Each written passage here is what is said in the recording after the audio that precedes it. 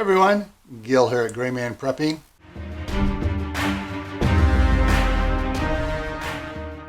On this episode of Your Prep for Today, I want to talk to you about sandpaper.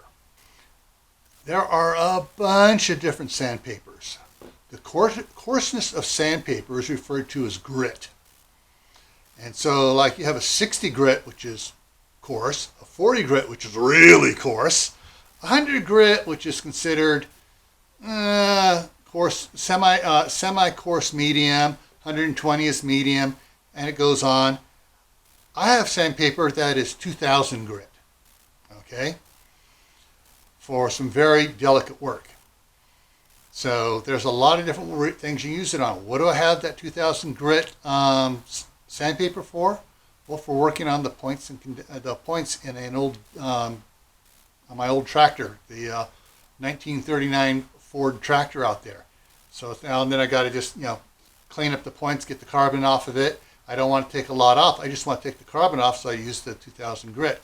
I also use it for touching up the spark plugs as well. You can also use it. It's also a wet or dry sandpaper. You can use it wet to work on plastics and acrylics. And so there's a lot of things that you can use sandpaper on.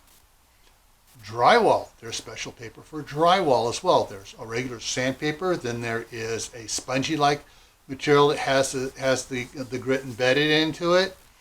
So if you're going to be doing stuff yourself, check out sandpapers.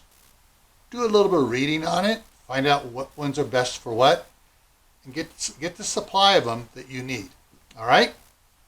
So before I take off, I'm going to throw a link up to my other channel, Camp Patton Family Compound, where I do have some emergency preparedness stuff over there. I got two playlists you might be interested in over there.